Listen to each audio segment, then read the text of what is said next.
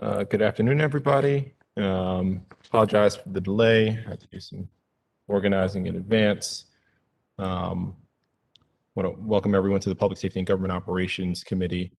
In attendance today, we have myself, Chair of the committee representing the 4th District, Councilman Burnett of the 8th District, see Councilman Costello of the 11th District, Councilman Cohen of the 1st District, Councilman Glover of the 13th District. Councilman Porter is not going to be with us today. She's recovering from, Councilwoman Odette Ramos of the 14th District. And I think that is all we have from the council today. From the Office of the President, do I have Nikki Thompson on the line? I see Nikki. Thank you, Mr. Chair. Matt Stegman. Do not see Matt, and I do not see Aaron DeGraffenwright. Representing the Mayor's Office is Natasha Mihu on the line.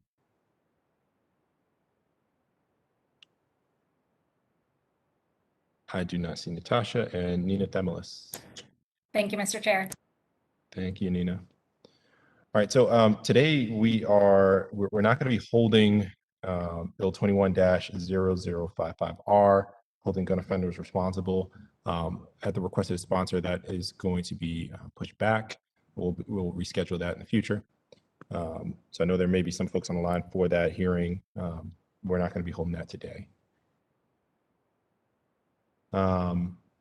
We are going to jump into Bill 21-0072R, investigative hearing, active focus control for the purpose of inviting the police commissioner of the Baltimore Police Department to appear before the Baltimore City Council to discuss how the department can develop and implement district action plans as a system to manage the reduction of community crime, establish achievement or impact objectives that define desired outcomes, and monitor district level strategies and tactics to evaluate shifting crime trends.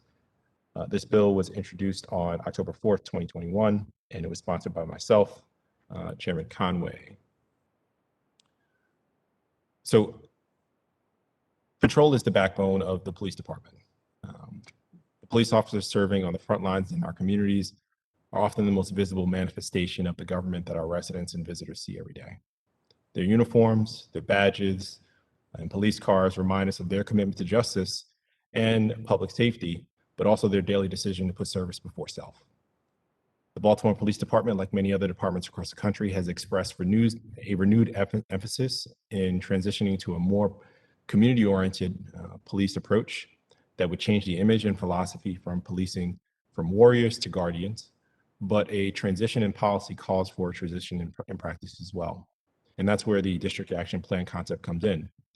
This model focuses on creating specific objectives, goals, and metrics that are informed by the community and supported by data for each of the 121 patrol posts in the city.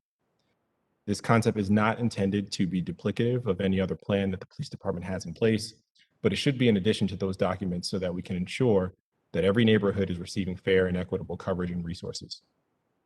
Driving down crime and reducing the fear of violence is a daily task that everyone has a role in. A large part of that buy-in starts with providing clear and consistent direction to the police officers and on the front line so that they can understand and properly execute their role on the team and how their presence affects the outcomes of the agency's success. So with that, I want to turn it over to agency reports. And of course, we're going to be starting first and foremost with the police department. Good afternoon, Chairman Conway, members of the committee. Thank you so very much for having us today. Mr. Chairman, we want to thank you for your leadership on this issue because we think this represents an opportunity for us to talk with the council and any residents who are listening at home about the things that we are already doing, the ways that we are planning, both on a quarterly timeframe and on a weekly timeframe to address historical crime and any emerging patterns that we see. Before I go into that talk, I want to introduce the folks who I have here with me today. We have Deputy Commissioner Cherie Briscoe, Colonel Kevin Jones, Colonel Rich Worley, Lieutenant Colonel Monique Brown, Lieutenant Colonel Herzog will be joining us, I believe. We have Major Luffler, Captain Greenidge, and Shannon Conway as well. So we have a variety of folks so that we can answer questions dealing with any type of any questions that could come up in terms of how we're implementing this. So let me start off and say this, that each of our commanders is required to create and submit a quarterly action plan that is very detailed and takes into account the historical crime trends, what they see year over year in their district. And oftentimes what we see is, every single year there is, something that is happening at this particular spot, on this time frame, this week, the following week. And so they take that into account as they are preparing these plans. And those plans are very detailed, and they give very specific steps on what different folks in the district have to do. So there's instructions for supervisors, how they are supposed to be holding their members accountable. There's requirements for analysts that are in the district, detectives, NCOs, and regular beat patrol officers. And those requirements, those instructions vary depending on what function that particular employee conducts in the district. So, for instance, a patrol officer will be required to engage in foot patrol in a given area, a place where we know we have some issues. NCOs are required to interact with targeted organizations or businesses or nonprofits or city agencies if we know during this quarter. So right now we're in the fall quarter. We're getting ready to go into the Christmas season, the holiday season, other holidays, and so we know certain types of crime trends follow that season. So those NCOs, those officers are out looking for ways to interact with the public, instruct them on those crime trends, because they may forget from year to year. So we need to be communicating with them.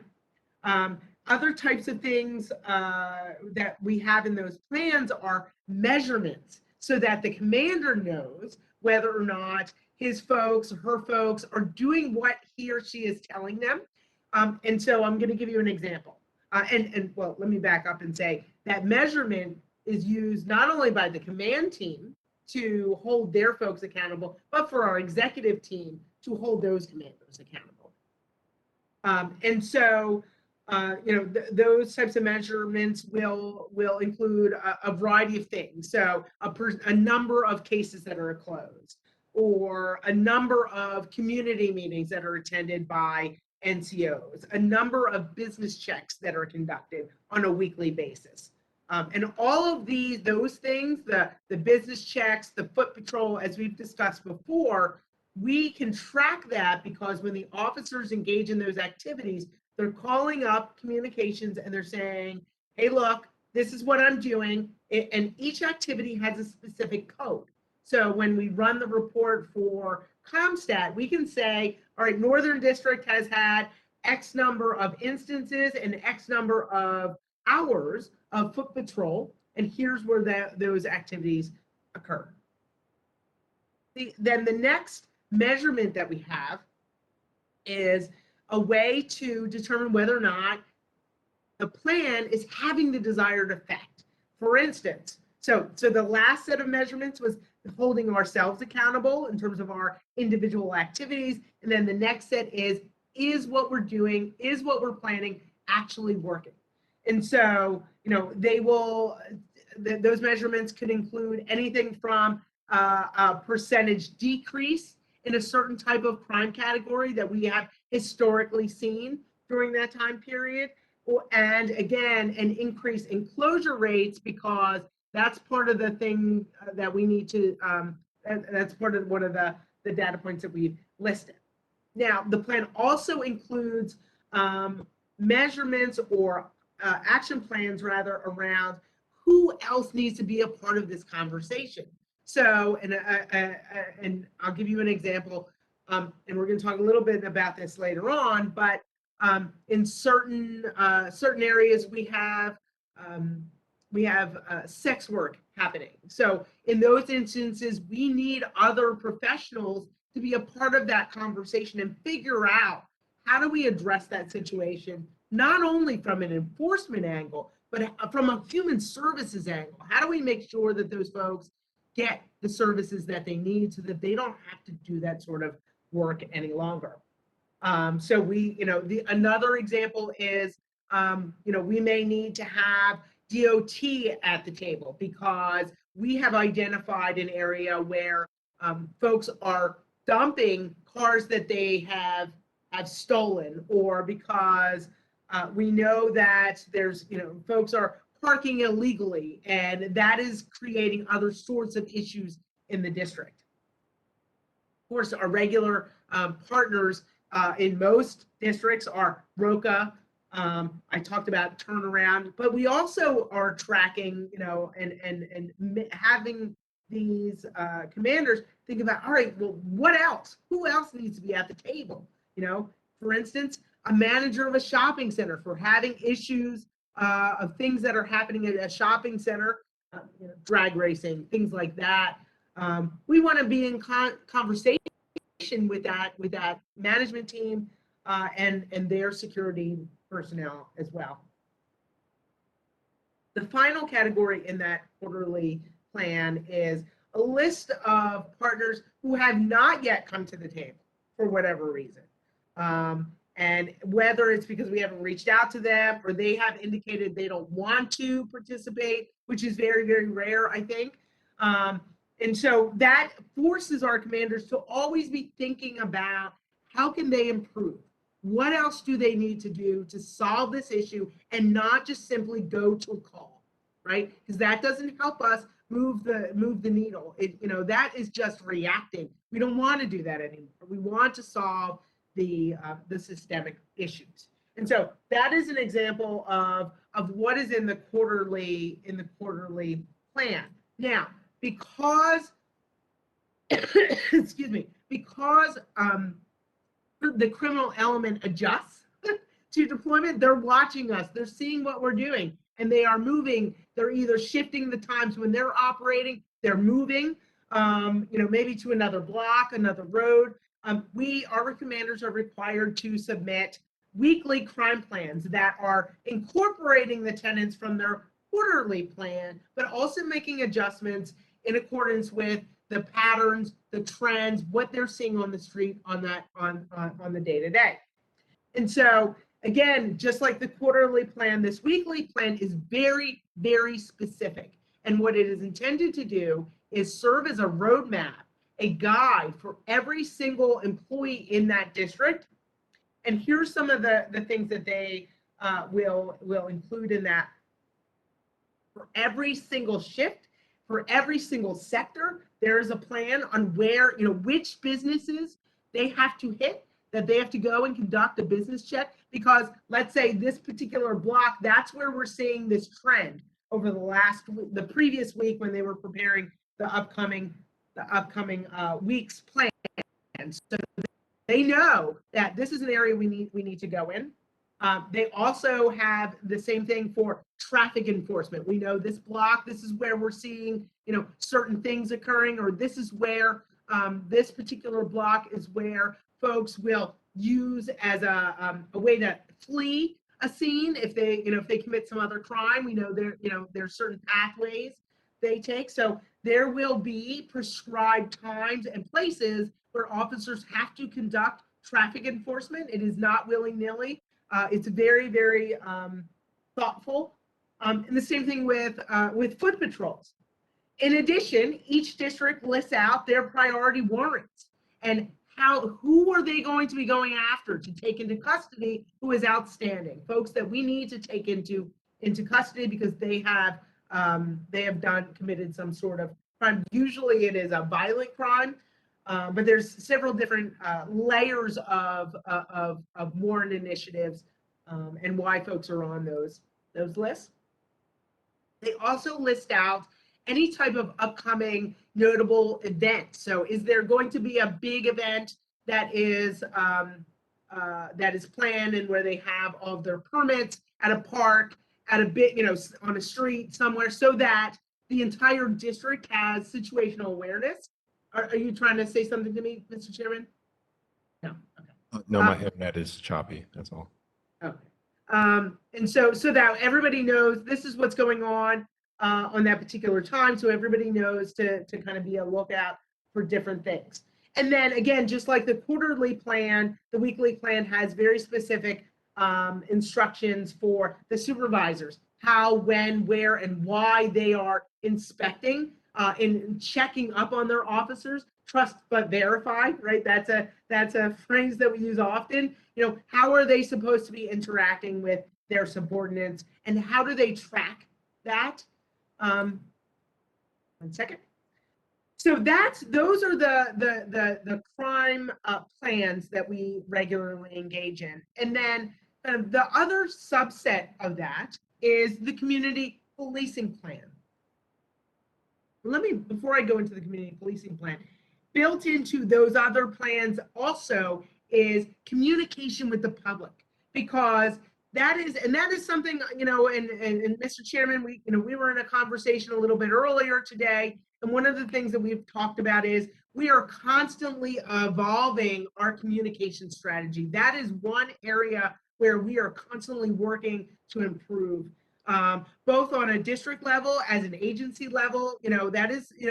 We've come a really long way from the days when the department didn't say anything to anyone, and it is a huge culture change. And there are days where we still have work to do, but we're trying. And one of the things that district commanders are required to do is send out monthly newsletters that include some of the, not the specifics, not the things that we need to keep secret for tactical purposes, but what can we tell the public that we're doing? They're also supposed to be talking about that in their monthly public meetings, and other types of strategies like that. Then we have our community policing plan, and you all will likely recall, I think it was last year, we released a very detailed and holistic community policing plan that takes into account all sorts of elements that are required for the agency as a whole to shift to this mindset. Again, shifting from simply the warrior to the guardian.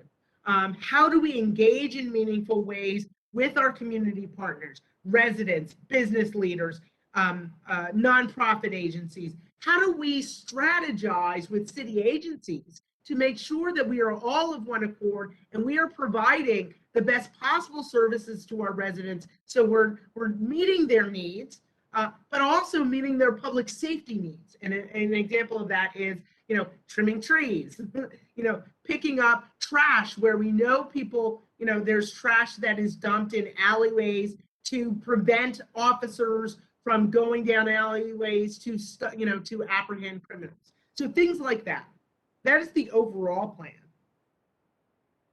And then, the first step of initiating and moving forward that plan is training.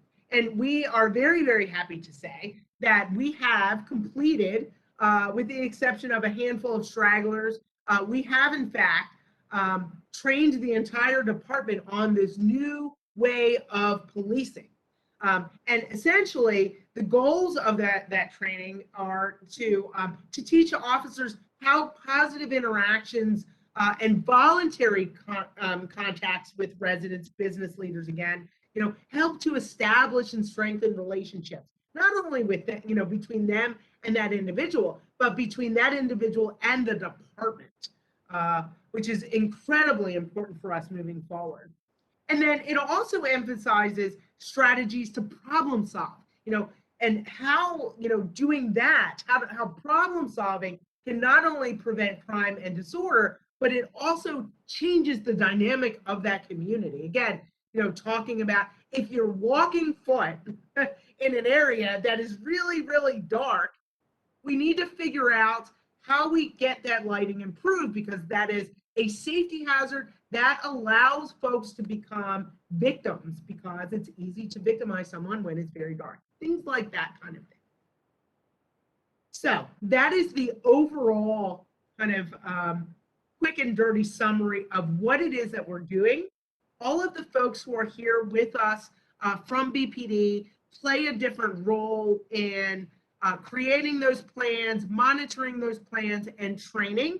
And so with that, I'm going to stop talking, Mr. Chairman, and any of those, our folks are here and willing and able to answer any questions that the council may have. Thank you, Michelle. I'm going to get one more agency report before we open up the questions and hand it over to the City Solicitor's Office. Hello, Mr. Chair. This is Hillary Ruley from the City Solicitor's Office. We would approve this resolution for form and legal sufficiency. Excellent. Thank you, Hillary. Now we will move on to questions. And I'm going to start off with two of my own before moving to my colleagues. Michelle, a lot of what you're saying is music to my ears. Glad to hear that we're thinking about it from that perspective. But as you sort of alluded to, the proof is in the pudding. My first question is this: when a patrol officer is assigned to, for instance, the 524th patrol post in the Northern District, when they go on the street today, what are their three objectives? What are their goals? What are their metrics that they'll be measured by? And what's guiding their patrol efforts while they're on the street today? Is that something that we can speak to? Is that something we can, that all the folks here would be able to find an answer to? Good afternoon, Chairman Conway. Good afternoon, Council. Deputy Commissioner Briscoe here. While I know the Chief Patrol's Office is probably pulling up the specific plan to answer that question, I'm going to double down on something Michelle said, and I want to kind of give it, she walked you through the quarterly plan and how it looks, but I want you to understand some of the themes that go along with what you are asking me that we're going to provide a specific answer to. I only have one district printed out in front of me, so I know he has it in front of his computer. But for our of course, we break our calendar into quarters because of the seasonal behavior of crime and its trends. So when we're holding our team accountable to performance, we're looking at four things. It is called CompStat 360 with equity: to prevent, interrupt, and solve crime, to integrate community and governmental partners, and to maximize organizational effectiveness, and the fourth, to incorporate equity. So everything that we do points back to those four themes. When a district commander is looking at their problem, their first problem scanning to assess, and mind you, they're not designed to do this in and of themselves. That's why partners and relationships is a part of the overarching theme, that they have to come back to say who they're doing this with. That when they're problem scanning, they're identifying what the problems and needs are. That they're data describing, they're using data to describe that problem to support it. That they are problem analyzing. They're taking that problem, breaking it down, and assessing it, and doing it from the lens of the victims, the locations, the times, the attractors and environmental factors, offenders or groups if applicable, and any information and intelligence to support that problem. Then they have to develop the action plan. They're going to develop the action plan to give direction to the section commanders, the supervisors, the analysts, the detectives, the officers, NCOs, using, if they have a BCIC in their district, and any other relationships. Then they're going to measure the activities, and they're going to measure them by the collection of data that will include calls for service, intelligence collected, foot patrols, service referrals, and 311 calls. Number 6, they're going to measure the impacts. They have a list of impacts that they'll denote that they expect to see. And from that, we'll measure whether that is going to be, as Michelle stated earlier, a downward trend in crime in and of itself, an increase of handgun violation targets, more search and seizures in areas where we know we're having some crime or violence, effective warrant apprehension, and a closure of cases. Number 7 in that plan is partnerships. What partnerships are you working with to address the issue? And they're all noted in their space for at least 4 and room to list more. And then 8, they have to identify gaps, because with everything we do, we know that there are potential gaps, and we have to work harder to press ourselves to get to better outcomes and impacts for our community.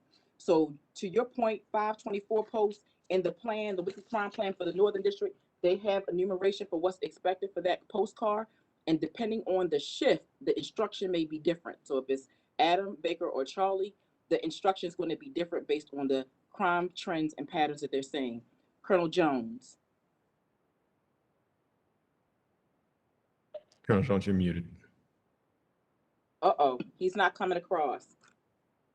I'm sorry. We have been experiencing, unfortunately, some technology challenges on our end, and I will work to pull that You up. hear me now? Okay, Yep. 3. Yep. You're there. Can you hear me now? Yes. Thank you, Jesus. All right. So as we mentioned it earlier, so reference to 524 post, so as the DC said, each post is broken down by the sector. So basically what it says is 524 post is generally for the post itself, it gives that the post officer will assist in deployment in the microzone 52A, which composes of the York Road, Cold Spring, with the focus on the 5300 block of York Road, which I mentioned earlier to you guys in the meeting that we had, 5300 block of York Road, 500 block of Sheraton, 500 block of Chateau, 500 block of Glenwood, and the surrounding area due to historic violence. Now, this is where it gets into the specificity of each shift. So for the Adam shift, it says officers will conduct foot patrols and assist in business checks and burglary prevention in the sector. When it gets to the Baker shift, it goes and officers will conduct foot patrols and business checks and to prevent illegal activity. And then for the Charlie shift, it goes into a little bit more deeper of not only the foot and the business checks, but officers will patrol a couple of blocks along the main corridor in reference to dispersal. Now, what I will say for me personally, when I look at those things, what myself and the lieutenant colonel do is we want to give a little further specificity. So this is why we will push back on the district and say, look, I see what you're saying, and you're saying burglaries, but give me the days and give me the times. Because just saying the overarching for burglaries, it may be for a new officer that's coming newly assigned, as we just had an academy class come out. What does that mean to that officer? So breaking it down to exactly on these days and those times. So that's how we hold the district commanders accountable. Also, what we'll do is each week we'll look for copy and pasting. So what happens is I want to see the variance between each week. I want to see the variance between each shift, because the same thing that you're seeing on the Adam shift, you probably are not seeing on the Baker and the Charlie shift. So there should be some specificity that shows each and every post has a little nuance based on what they're seeing. We expect those commanders to hold those individuals accountable for that, but also are they giving them the deliverables and the matrix necessary to achieve the goal? We constantly go back to these commanders and say, look, you put this in reference to foot, reference to record patrol, in reference to warrant turn-ups or gore checks or traffic enforcement.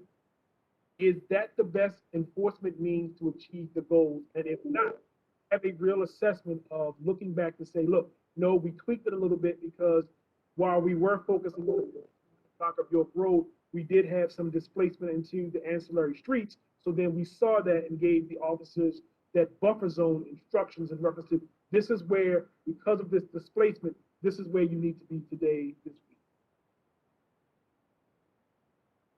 Awesome, thank you. And that helps a lot to know. And so you guys, I'm guessing, regularly check these in ComStat, or is this through the daily? I'm blanking on the name right now. Crime call. On Yep. Through In both. both venues, we are fact checking whether or not our team has indeed done what they said they would do, and if there were mitigating factors. Let's just say an incident may have occurred that patrol car needed to be somewhere else. that there were mitigating factors, or if they were attending a large scale event, or we've had to apply resources to a large scale event. So we're keeping up with any mitigating factors that take the district commanders off of their focus. And then how do they recover? Because these decisions are based on data. So how do you recover your performance based on the data if you've had to make some shifts? But also, myself and the lieutenant colonels, we're not really just waiting on ComStat and the weekly crime calls that happen Monday, Wednesdays, and Fridays. We're bringing this up daily if we see something, because the idea is if I'm hearing 331 in my ear constantly for violence, so I'm hearing 524 in my ear, I'm immediately going to that weekly crime plan and looking to see if what I'm seeing, the violence that you're having, does your plan accurately depict of where you should be deployed to? If not, then although it may be in your weekly crime plan, have you did a course correction to adjust for those changes? Got it. Thank you. My next question is really similar and related to that. Aside from answering calls for service, what objectives are patrol officers given to focus on before being deployed in the streets each day? And with those objectives in mind, it sounds like we have them. Do we keep those objectives and goals in mind when doing performance reviews of our officers?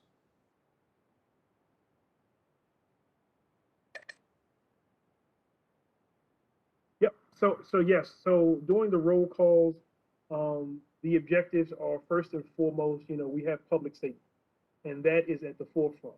Then, of course, we have, our community engagement component of delivering a professional police force in reference to not only constitutional policing, but transparency and building this teamwork together, of utilizing all of our resources, not just within the agency, but outside of the agency, but building those relationships in that community to have it a win-win-win for everyone.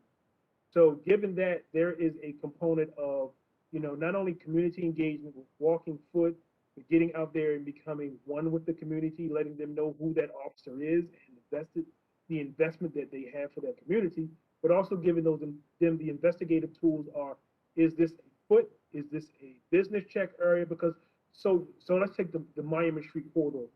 What you see in the Miami Street corridor, although it affects both the eastern and the southeast, you may see that different in both districts. For the eastern district, you may see a response that's going to be more of foot and business checks, but because of the foot and business checks by the eastern district, you're going to see directed patrol plans by the southeast because that foot and business checks are pushing them into the community. So then the response from the southeast district is going to be a directed patrol plan in reference to those buffer zones. So each different district has a different nuanced approach. And what we do is through our dashboard system, we can look to say, hyper focus on this area. Is it giving the measurables that you want? And then we can give it a percentage. Okay, so we noticed that you were having more foot last 28 days, last 14 days, last 7 days, but now you're having more business checks, or you're having more directed patrol versus the foot, or your traffic initiative. So we're able to look at each and every metric to give a double down to the commanders of what happened or what occurred. Was there a special event? Was there some kind of shift in your deployment because of these things? Did you go away from one kind of enforcement model to another? So that's how we're focusing down onto the districts, because the basic thing is, as I said before, is we want each and every officer to know that once they get that roll call instruction, whatever it may be, maybe it may be follow-ups to burglaries or robberies or a specific rash of UCR crimes that are happening on that post, when they leave that parking lot, they should know whether they're making a left or right and what their cause of action should be for that day. And sometimes the cause of action and that win for that day is that community.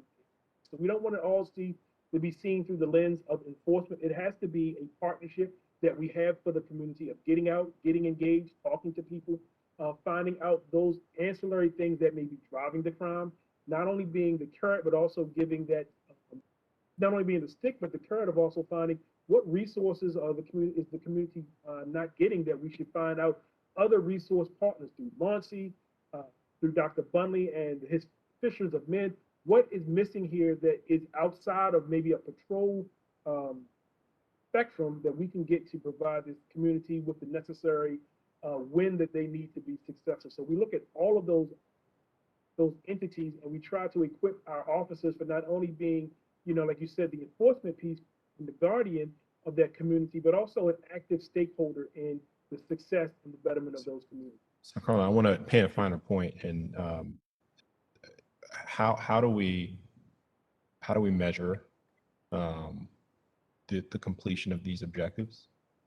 And with those measurements, do we keep those things in mind when we're evaluating officers and evaluating the actual execution of the district's plan? Yes, so that's captured through our database. So we have a database that captures every time a officer gets on his radio and advise dispatch, or through his mobile workstation, he may type in there that he is doing foot at this location. He's getting out his car to do a business check. So once that is captured into our computer-aided system, we are monitoring that, tracking that, that's being reported. And then what we can do is, as the progression through, days, the weeks, the months, we can look at that to see the ebbs and flows of, look, this is where your crime is, this is where your proactivity was, or this is where your crime is and your proactivity is not matching where you should be. So what is going on, what is driving that to get it to the number of those necessary touches that we need in those communities to have a positive effect. So we're constantly looking at those things to say, hey, look, your crime is here, your proactivity is here, and if it's not matching or surpassing where their crime level is, how come? You need to know why. Do you know why? And then what are we doing once we've addressed it for you to get to those levels that it is matching your crime and suppressing it in reference to getting some kind of direct response to reduce it? Thank you, Colonel. I'm going to open up the floor to questions from my colleagues. Councilwoman Ramos. Thank you, Mr. Chair and colleagues. I have a few questions. One is about, it seems to me like the intent of the resolution is to sort of go from the general sort of plans based on data to the everyday, and then what you're speaking about, Director Wurzberger and others, and Deputy Commissioner, is, there are times where you need, and I know this, that you have to be very specific about the strategy, and that's really important. So I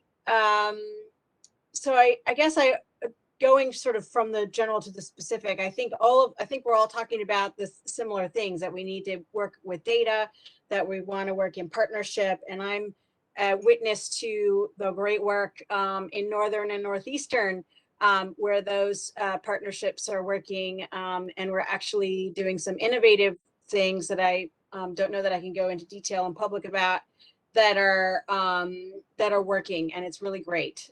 So I do want to compliment Northern and Northeastern on some of the things that we're doing, along with a lot of other partners. But then, sort of shifting gears, the violence prevention plan that the mayor has announced, and we're going through a process of getting additional feedback and starting implementation, talks about doing very focused work in two communities to actually prevent violence. And I was curious to know how the quarterly plans, the monthly plans, all of the the focused work that you all are doing is also dovetailing into that violence prevention strategy. Good afternoon again, Councilwoman Ramos. I appreciate I'll share those kudos to the Northern District Commander and the Northeast Commander. So thank you for sharing what is working. That's important too, because we hold our teams accountable, so they should always hear what's working. So thank you for that. Now, so to bring this conversation full circle, and I know that Director Wurzberger hinted at it about the neighborhood policing plans that we're piloting. It's in 2 districts right now. It's in the Southern District and the Western District where we're piloting it. And I'm sure you know this, but for the sake of all that may not know it, there was a process for communities to submit to be considered as pilot locations. The police department didn't dictate that. It was feedback, and there were criteria that were listed. And we did that in partnership with the Mayor's Office of Neighborhood Safety and Engagement. So these things all work together. They're points of intersection. There are also points of intersection with another strategy that we're not talking about out loud today, which is the group violence reduction strategy. So at the points of intersection, we are working together to make sure that everyone understands the plan, their role, and how they work within it. This is just another layer. So if you would, that neighborhood policing plan is closer to the ground with all parties involved that help to inform how the larger strategy shows up. And I'll invite Lieutenant Colonel Brown to speak more on the neighborhood policing plan. I just wanted to give it a frame. Good afternoon, Woman Ramos. So with the neighborhood policing plans, they are more focused on place, right? So they're more of our place-based construct, but it's also to help us to, impact violence that is there, that we're seeing in each of those communities and on those neighborhoods. And as the Deputy Commissioner referenced, we co-produce these plans with our community leaders and key stakeholders that live in our communities, that have businesses in those communities, or may have organizations that's in the communities. And I think one of the biggest points for us to point out is that it is not police driven. So this is not an approach, it's not a program, it's not a strategy that says BPD is the one who's going to tell community what they should and should not do in order for them to feel safer in their communities. So Monty, of course, we are in partnership with this strategy as well, but we also have other committed city agencies, which is the huge part that helps this plan come together. Because we know largely most of our concerns from our community isn't just so much as the violence or police response, but it's environmental concerns. It has something to do about our problematic businesses, and it has all of those things integrate. And I think, as the deputy is saying, that intersection of work where we're all doing our part to make sure that we are, of course, again, co-policing that public safety. And the safety is from the perspective of community and not what we think from our lens of law enforcement, right? Not with the business stakeholder, but it's all of us together to say, this is what we feel as though public safety should be. At the end, we're hoping to create a plan that comes out to say, this is how we give guardianship back to the community. This is how we build capacity. This is how we empower them. Those are the biggest pieces, right? To get communities more involved. And that is not where we have to have more of a response from police. And even in some of those instances, city agencies too. But the goal is ultimately, to reduce crime, but it helps us build those relationships that are missing, that may be strained, but help us also develop those relationships that we do not have with some community members. So that is ultimately the larger goal. But also the biggest impact that we're looking is how does it help us reduce crime, violence, discord that we are seeing that are making our communities just that unsafe. If I can follow up on that, and it is the way that the violence, the plan is working. It is a change in mindset, both for all of us and for all of you. And thinking about like what is going to actually prevent, violence, rather than we're just going to lock everybody up and hope nobody comes back out, because that first of all, it's not working, right? So in the example of what we're doing in Eastern and Northern, and also what you're thinking about there, is there starting to be some training, work with the officers around what they can then notice and say, and the data bears this out, okay? If, we're arresting these, drug dealers in front of this vacant house all the time.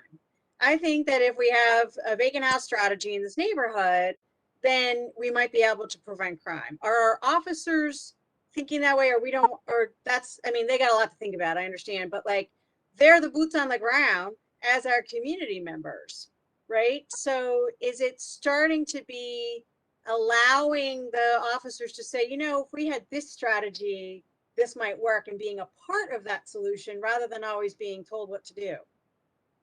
That's a really good question, Councilwoman Ramos. I'm going to start the response to this question, and I'm also going to bring in Major Loeffler from our education and training section. So yes, to your point. So when you heard me talk about the different steps that occur within our evaluation of how a commander comes up with their focal points, that's in conjunction with the team, the entire team.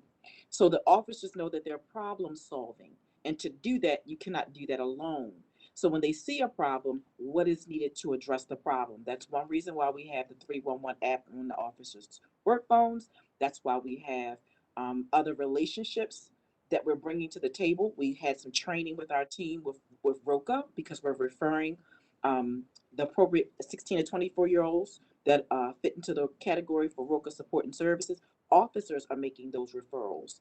But I will welcome Major Loeffler to talk about the training that we're doing through community policing to be able to bring more understanding for officers and what they need to be doing. So Major Loeffler, if you don't mind.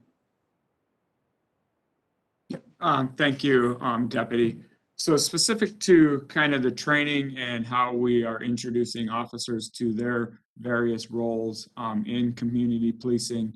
So all our officers did go through a 2-day course in community policing, and part of the course went over the comprehensive community policing plan that was put forth by the police commissioner. So the officers play various roles in community policing. There are some, the patrol officers, due to the fact that they have answering calls for service and stuff, so their time to kind of problem solve can be challenging. And so that's where we've built in the role of the NCOs to help with more of that in-depth problem solving, to kind of go towards your question as far as the vacant houses and how to coordinate collaboration there.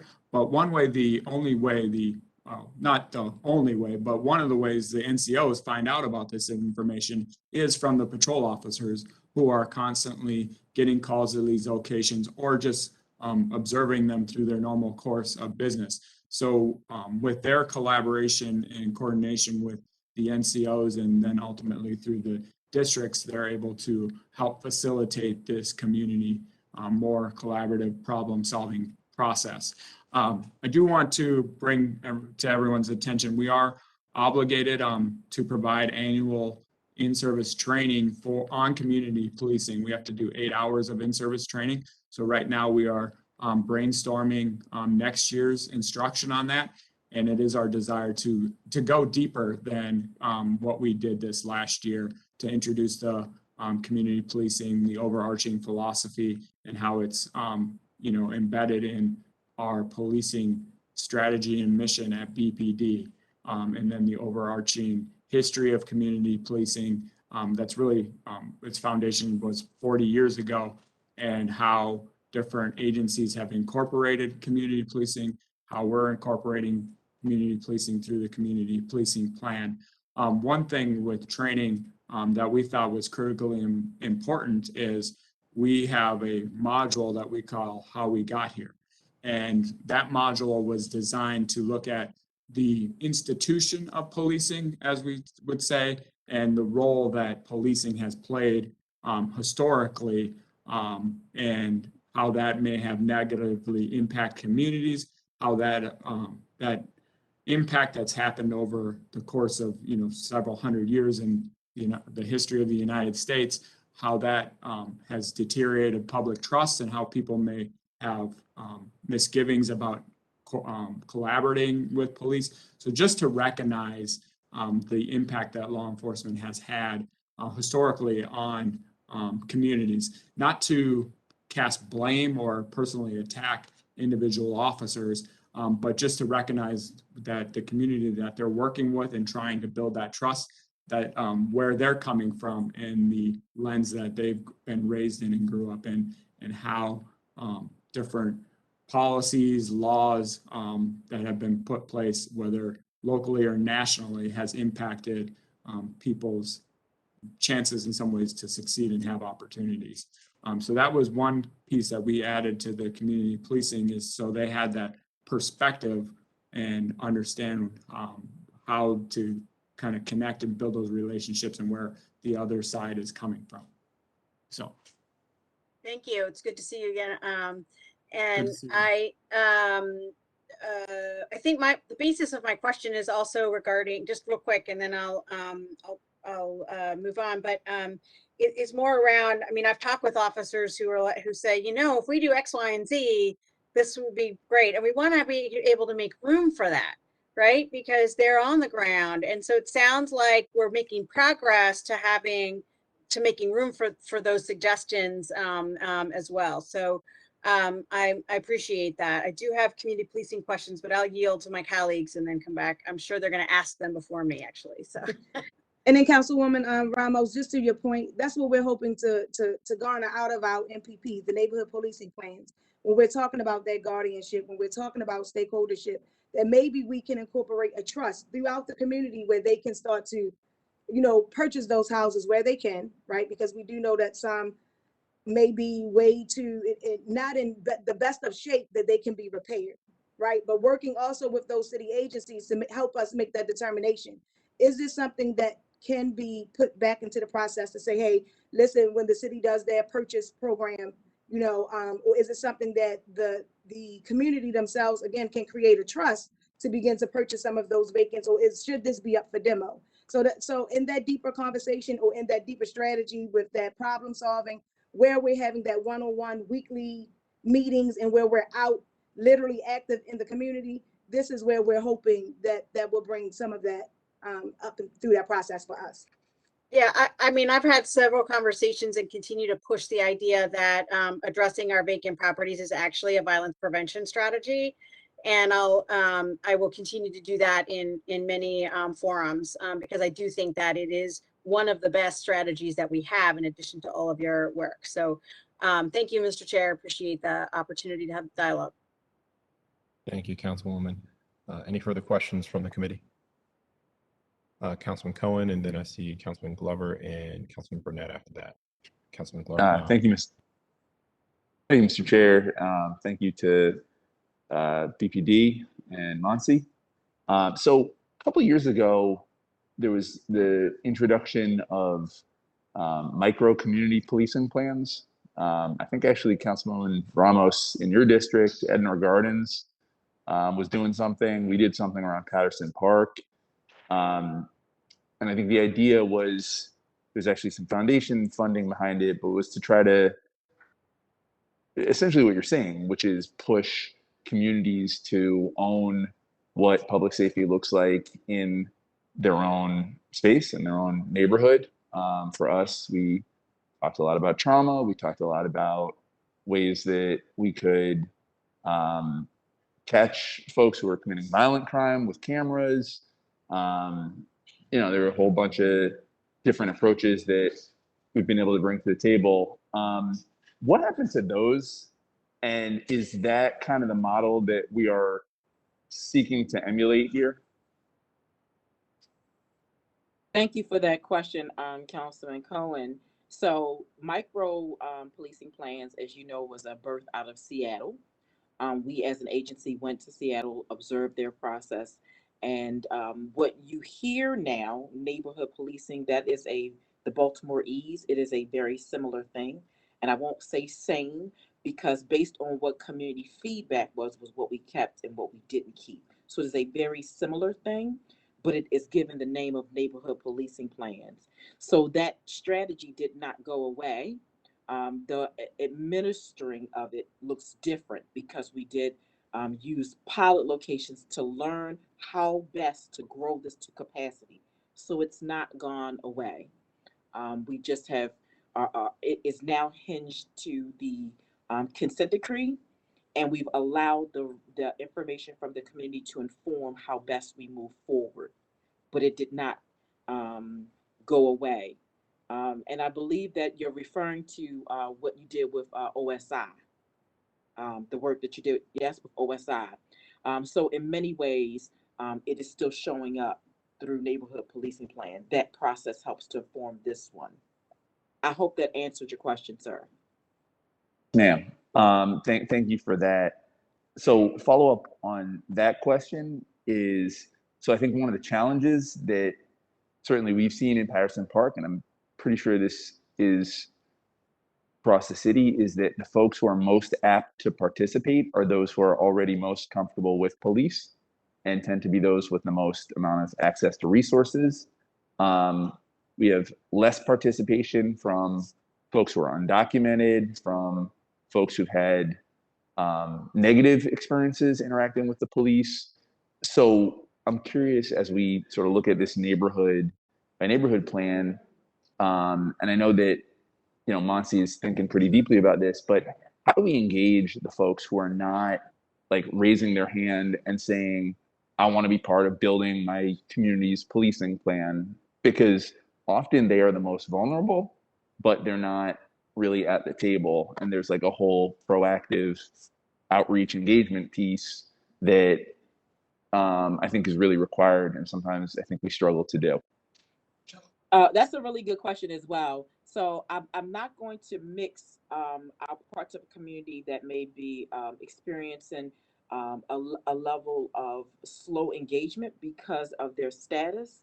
But let me say this to you: in the places that we're in the two pilot locations, those are also parts of the city that have been adversely, negatively impacted by policing and have had a lack of trust. So we have been working to build trust. So these are not parts of the community that have a great deal of access or a great deal of affluence.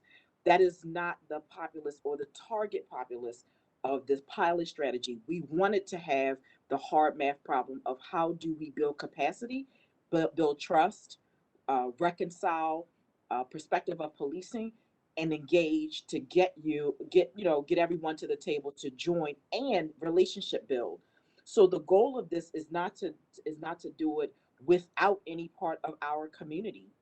So as we figure out how best with our partners to grow this our neighborhood policing plans, that will, when we're coming to the parts of community that have that challenge of their status, we're going to be leaning heavily on the relationships. So I'm saying that out loud to broadcast to you. We will be leaning heavily on you as a relationship partner to really help us navigate any part of community that is struggled with. How do I communicate with the police? Should I show up? Can I trust?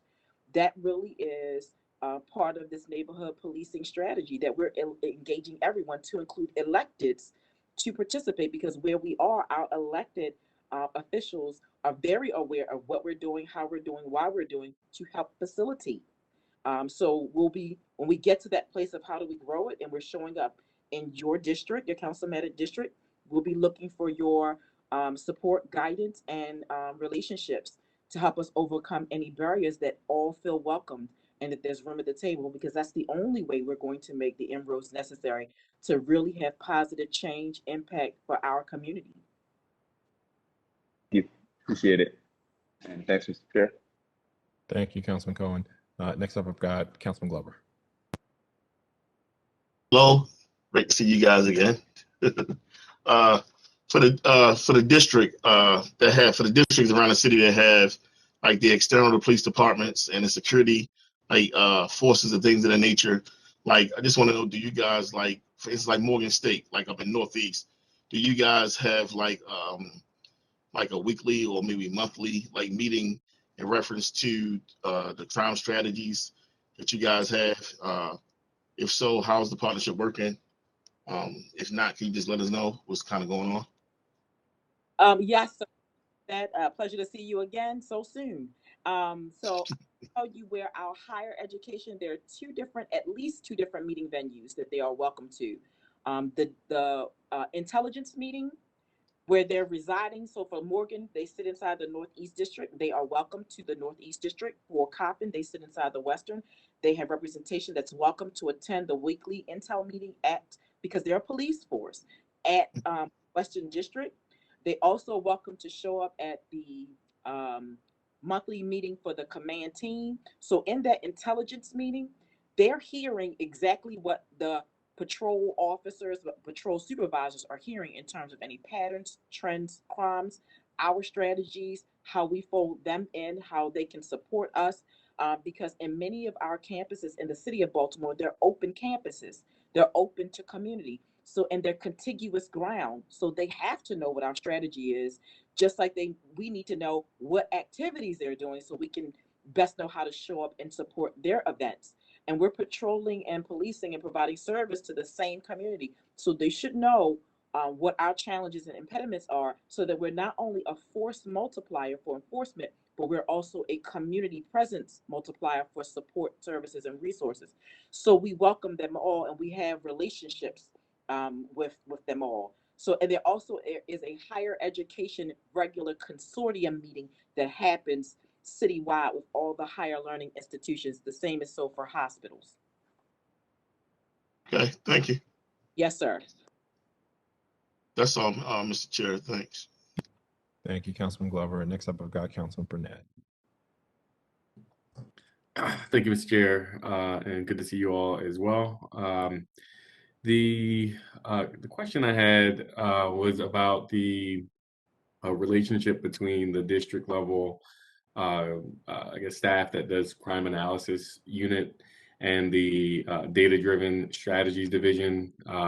Can you speak to how district commanders, well, one, just what is the relationship like between those two units, and how do district commanders leverage the data-driven strategies division to make sure that they are getting pertinent intelligence when crime occurs at the district level? Good afternoon, Councilman Burnett. Thank you so much for that question. So to cut to the short of it, the districts have analysts that are attached to them, but those analysts roll up to the larger leadership of data-driven strategies division. So for instance, we have a pattern that's happening, and that pattern stretches across at least 3 different districts. So when we see stuff like that happening, the district analyst is informing the district as to what they see and what intelligence they have, what information they know, but that rolls up to the data-driven strategies division, where there's a larger conversation happening that not only the single district commander, but citywide, everyone is on the same page. So if they're wanting a deeper analysis for something, they can just make a request through their analyst or straight through to the division. Now, I can tell you that in recent weeks, we've noticed some gaps of communication, and we're going to examine some of those gaps in our ComStat meeting.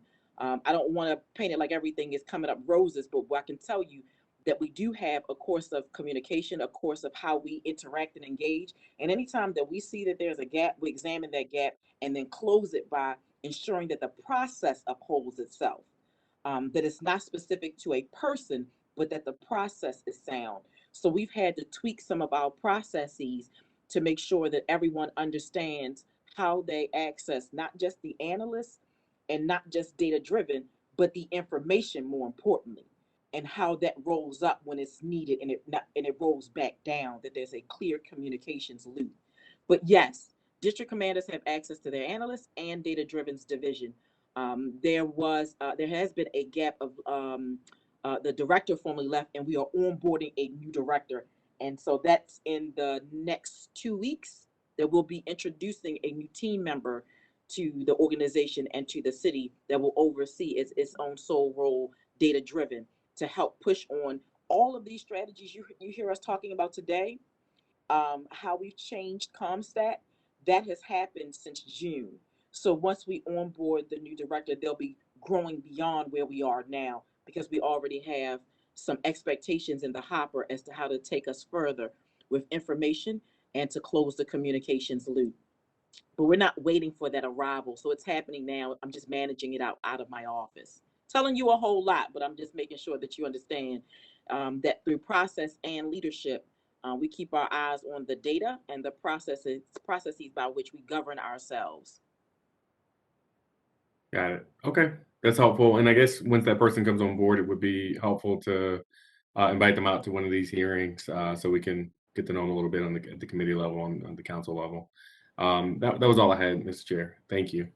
And don't worry, we'll meet that individual as soon as I'm permitted to say that he or she is a part of the team. Perfect. Sounds good. Thank you. Thank you, Councilman Burnett. I got a couple more questions before I wrap up. Are we still utilizing the microzone strategy? And if so, what is the role of patrol officers in that plan? Yes, sir. We are still utilizing the microzone strategy. That strategy is evaluated officially every week in Comstat. Bi-weekly when we all go to, rather, not just I alone, police stat. So we still hold ourselves accountable to that strategy, but we recognize that crime does happen historically in specific places, but we also prepare ourselves to respond to the places that we may see displacement. So we still are upholding that strategy. That's our place-based strategy, just like we still hold ourselves to those individuals we know are more prone to victimize or be suspects. So to your short of your answer is yes, sir. Awesome, thank you. And then the other question I have is probably not one you guys get often, but we are seeing violent crime decrease in some parts of the city, specifically in northern and northeastern district. Are district commanders working with members of those communities to begin thinking about some of the quality of life issues, some of the quality of life crimes, to address those? If so, how so? If not, why not? So quality of life crimes don't go away. So that's always a part of the discussion. That's why you hear us talking about bringing so many other relationships to the conversation and the table, because many of the quality of life crimes, the crime that comes from it is a byproduct of something else. That's why we often need housing. That's why we often need, the fire department, or we need code enforcement, or we need DOT, DPW. So those quality of life crimes often are a birth of us needing other resource and providers. That's why that is a part of the strategy for the plan, because we don't drop quality of life. How we address it may look differently, but that is, again, to Councilwoman Ramos's point, that is a change in culture, not just for BPD, a change in culture for the community, because they're still looking for us to do some of the historic things that we will not do, but we will show up more holistically to help address those quality of life issues. So yes, we do address them, and we hear those complaints and concerns from the community, but we also bring to bear the other relationships to help us balance how we respond to it, to include other services and support, whether that's through addiction, homelessness, mental health supports. It's a sundry of relationships that we'll show up with to address some of those quality of life issues. Yeah, and I'm sure Councilwoman Ramos would appreciate that approach, especially given some of the conversation around some of the structural issues around vacant buildings and otherwise. If we're able to get violent crime down, we still need to address some of those structural issues and prevent them from getting worse in some instances. So, eager to be helpful. As a council, I'm sure all of my colleagues agree in identifying opportunities to do that. So, any other questions from the committee before we move on? Councilwoman Ramos. Yeah, thank you, Mr. Chair. I just have a couple more related to the community policing, and also similar to what my colleague Councilman Cohen was saying. So we have the data-driven strategy, which I think is very important, no question. But we have people who will not call 911. They're not going to do it. They're going to text me. They're afraid of being, retaliated against. They're afraid of, but whatever's happening is happening. We've got people hanging out. We've got drug dealing, whatever. They're not calling 911. So that's not in the data. And so we need an approach like a community policing approach that's actually going to go into areas. And I have to think about this too. I intentionally go into areas I'm not hearing from all the time, because the problems are there more than anywhere else, right? And so I'd like to hear a little bit more about how we address those kinds of things where we know there's something there. The data does not bear it out because they're not calling 911, but maybe you're hearing from the council person, or maybe you're hearing from the neighbor that's there but isn't going to say how do we address that? Because I think we're going to see, because some of those areas where you've got the drug dealing and hanging out and all of that could be potential for some violence there or some other things. And if we don't address it head on and be preventive, then it's going to happen. So, and I think that's where the community policing approach is going to be important, not just to build trust, but to also address some of those other issues head on that you're not getting from 911. So to your point, there are some community members, and we know that are not calling. But here's where relationships matter, right? Just like they may be calling you in your office. I know that we have a good relationship with our state's attorney's office and their outreach. They'll call their office and we'll get that information. They'll call the mayor's office of neighborhoods or Monty. They'll call other stakeholders in the community to help get that word back to us. We're still heavily reliant on those relationships until we can bridge the gap and get those calls straight on from community. Let me use an example. So when we had the challenge in Munds Park, and we were trying to figure out with our young people that strategy, like how do we engage? Because we didn't get a lot of feedback directly from community. We had to go out with other stakeholders to door knock and leave leaflets of information of this is how you can share, whether that is through our tips line, whether that's through any one of our partners, whether that's through the ATF, the FBI. Like we have to invoke all of our relationships to be bridge builders and bridge makers to help us in our relationship because we know it's fractured and we have to own that and still do the hard work of showing up, listening, and doing something about what we hear so that we can become trusted partners that will ultimately get the call. So it's not an instantaneous fix, but the response is true. We still have to respond to our communities, and we still need you and your help and your constituents' help to do it. We're not going to get out of this by ourselves, and nor should we, and nor do we want to. What we want is to have more bridge and gap builders to help us do it. And so to build trusted relationships, just like you said in the previously, there's some things that's happening that I can't talk about publicly. They're only happening because you have a relationship, right? And so we don't always get to echo those things publicly, but we can say that they're happening. And the true testament of them happening will be the fruits that come from it. The diminished crime, the healthier relationships that will allow for us to exchange head on. But the reality is, I don't want to do that without all of the relationships. So it's great to get the 911 calls, but until we do, what's even better is having all the relationships at the table to help us know about the problem. Because I need you to do it. We need you to do it. All of us in the collective, we need you to do it.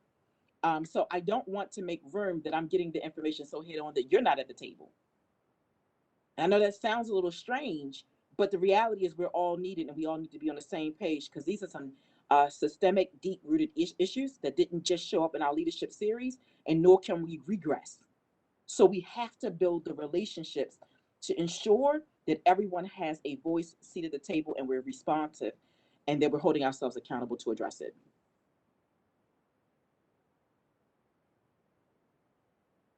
Thank you. I appreciate that. That's it for me, Mr. Chair. Thank you, Councilwoman Ramos. Any other questions from the committee? All right, we're going to move on to public testimony, and I'll get the directions up in a moment.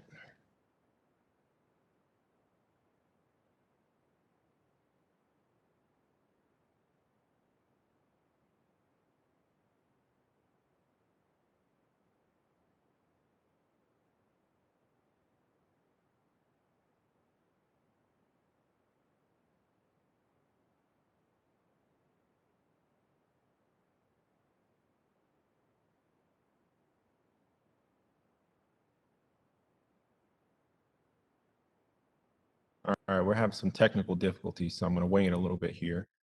Long and short of it is testimony will be directed by council staff. Please state your name before you testify. Please use the raise hand function on the bottom right portion of your screen if you're logged in using a computer. If you are logged in using the phone, we will unmute you one by one. You'll hear 2 beeps notifying you that you are unmuted. If you do not wish to testify, please just say so and we'll move on. And with that, we are going to see if we've got folks who are open to testify. I don't see any hands up at the moment. And do we have any folks on the phone lines? No folks on the phone lines. All right. So with that, There are no amendments, of course, it's a resolution. I'll entertain a motion to move the bill favorable, the resolution favorable. I'd like to move the So resolution, moved. Mr. Chair. Second. Second. Moved by Burnett, seconded by Ramos. Conway, yes. Burnett, Yes. Cohen, Yes. Costello, Yes. Glover. Yes. Porter is an excused absence. Ramos. Yes. All right, this bill passes favorably and will be read for second reader at our next council meeting. I want to give folks just 2 minutes. We're going to go into recess and then go into our next hearing. I want to give folks 2 minutes, so we will be back at 2:21 for our next bill, Bill 21-0095, labor trafficking notice requirements.